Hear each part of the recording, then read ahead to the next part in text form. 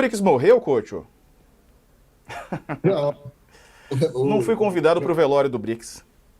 a coluna do Jamil Chad está aí ao vivo, aguardando para falar com a gente. Ele vai explicar isso para nós. Aliás, eu queria saber, fazer uma pergunta, depois ele responde aí. Como é que você está nos Estados Unidos, certo? Você está acompanhando desde o primeiro dia o governo Trump 2. Como é que você está vendo esse circo armado dentro do Salão Oval, que parece aquele nosso cercadinho que tem aqui? Eu comentei isso no começo do jornal, né? Como é que a imprensa mundial está vendo isso, né? Os correspondentes que estão lá junto com você. O que vocês comentam sobre isso? Como é que o povo americano está reagindo a isso? Porque é um esculacho geral, né? Essa semana com o Elon Musk lá dando o show dele. Como é que você resume isso aí? Ô, Jamil, vou pedir só para Quantos minutos eu você, tenho? você esperar nosso público reunir, que aí eu quero ouvir sua resposta como um todo. Mas se quiser já dar uma pincelada só aqui no YouTube, fica à vontade, meu amigo. Uma pincelada rapidinho. Olha só, hoje o Musk se encontrou com o Narendra Modi, né, o primeiro-ministro da Índia. E aí o Trump foi perguntado: o Musk se reuniu com o Modi como empresário ou como representante do governo?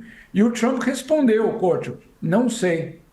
Uai, Ou seja, exatamente. Então, assim, é tão estapafúrdio tudo, e o conflito de interesse é tão gigante que nem mesmo o presidente sabe se o seu chefe, né, o Elon Musk, se reuniu com o Modi como membro do governo ou não. E ele disse ali no cercadinho: eu vou perguntar para ele. Puxa vida, né? É essa a confusão. Mas já Jamil, eu quero explicar. viu, Andresa, a gente tá voltando aqui, aí na volta a gente já retoma e você e o coach fiquem à vontade para fazerem perguntas pro Jamil. Estamos de volta aqui com todo o nosso público. Jamil Chad já está conosco. Fala, Jamil, bem-vindo. Boa tarde, meu amigo.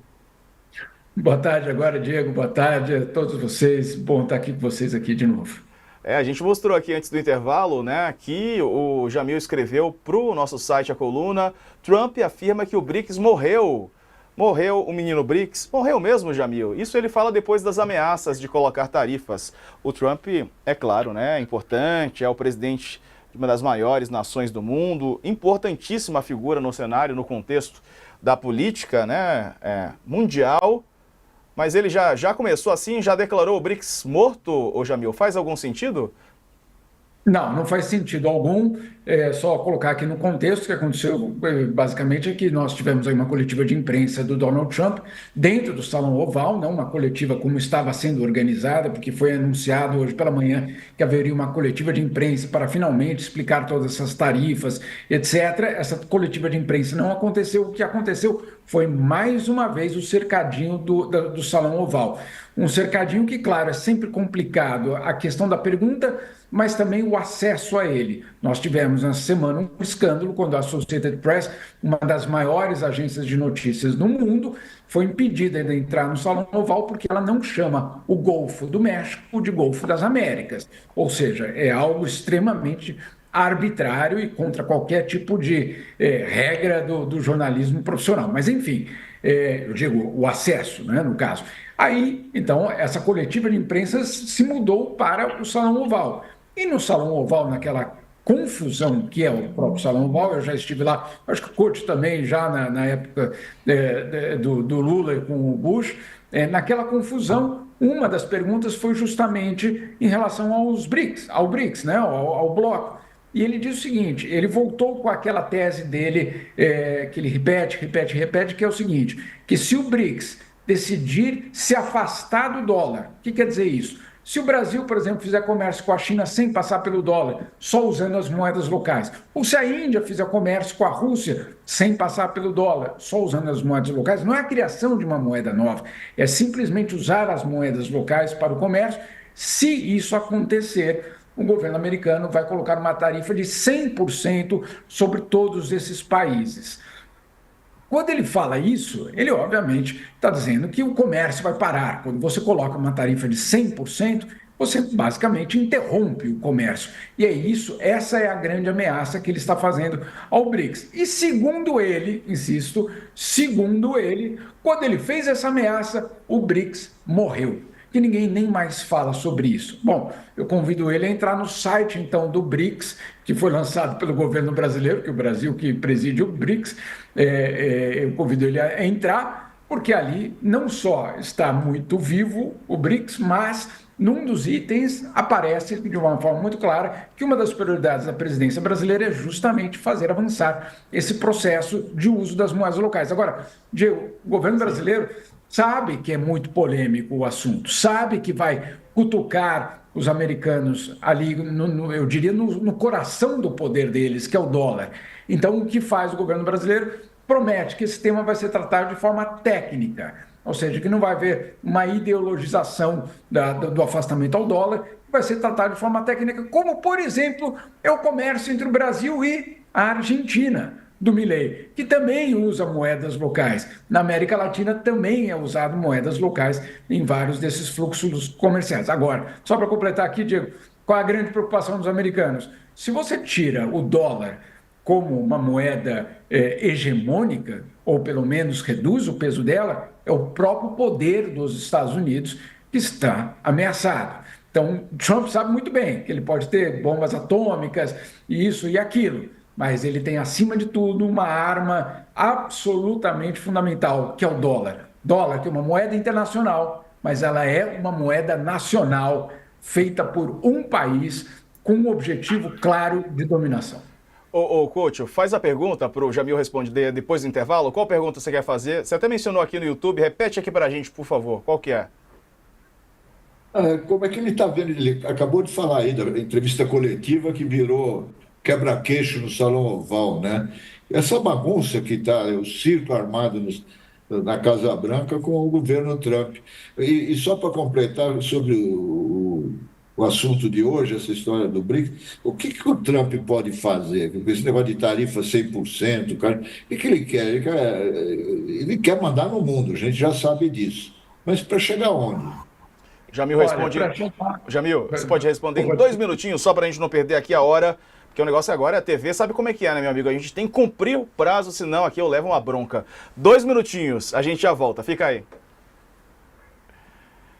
Perdão, meus amigos, é isso. Às vezes eu tenho que fazer o trabalho chato, né, de ficar cortando vocês, mas a gente retoma logo depois do intervalo. O Jamil tem outra coluna aqui também, vou até sair do quadro.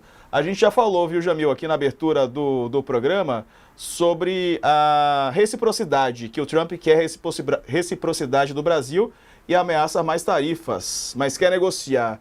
Ele dá esses ataques para depois voltar atrás, ou Jamil?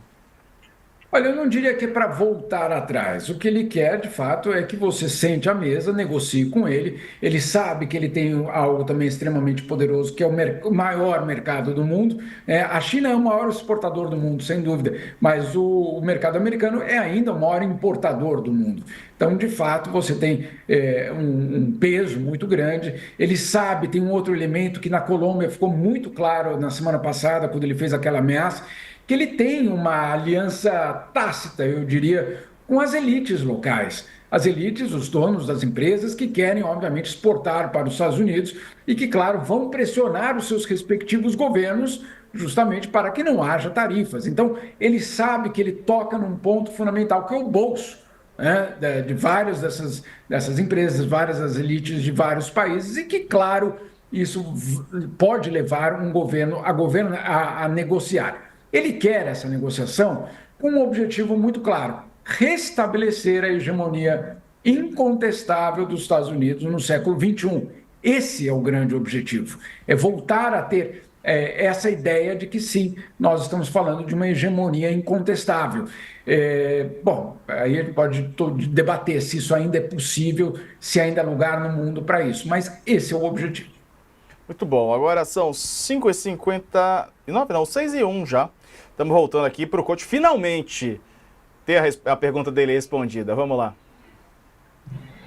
Vamos lá, estamos de volta. Agora sim, a resposta para a pergunta do coach. Onde o Trump quer chegar? Aliás, essa está difícil até para o próprio terapeuta dele, acredito, ô Jamil. Mas nos conte o que você imagina com a sua experiência. Não, eu não sei se ele tem terapeuta não, Diego. É verdade. Você teve um ponto agora, realmente. Mas diga lá. Enfim, muitas dessas questões estariam resolvidas, né, com o terapeuta, inclusive. Mas, enfim, vamos tentar. Eu acho que o coach fez uma pergunta sobre o Salão Oval, sobre essas coletivas, né, que são organizadas de uma forma aparentemente muito desorganizadas, mas, coach, método. Qual que é o método? É você, obviamente, desmanchar ou pelo menos afetar a credibilidade ou o espaço da imprensa profissional tradicional, que possa fazer perguntas, que elas possam ser respondidas, que você tenha um intercâmbio real de informação. E que isso, obviamente, é desmanchado quando você deixa de ter coletivas de imprensa, briefings com os técnicos, e você transforma tudo em um cercadinho. Né? O cercadinho ali, no caso, você já foi no Salão Oval, ele é delimitado pelo sofá. Né? O sofá que fica ali entre os jornalistas e o Donald Trump é o que delimita o cercadinho dentro do Salão Oval. Agora, enquanto isso acontece, coach, isso está acontecendo algo muito interessante. Enquanto isso está acontecendo, o que a Casa Branca está fazendo é abrindo credenciamento para influenciadores e podcasters. Né? É muito impressionante. Isso não estou aqui criticando os influenciadores nem podcasters, mas a gente sabe que em muitas ocasiões o que os americanos estão fazendo é abrindo espaço para o quê? Para os influenciadores aliados. É o grande objetivo, porque sabem que vão chegar principalmente à juventude americana de uma forma maciça por meio de aliados e que não são jornalistas, que vão basicamente repetir, sem questionar, sem investigar, sem apurar, sem ouvir o outro lado, tudo aquilo que a gente foi ensinado a fazer e que a gente precisa fazer todos os dias. Então, essa é a tendência, coach, você diminuir, afetar, minar a imprensa tradicional e trazer para dentro da Casa Branca influenciadores. Olha só esse número que eu vou te passar.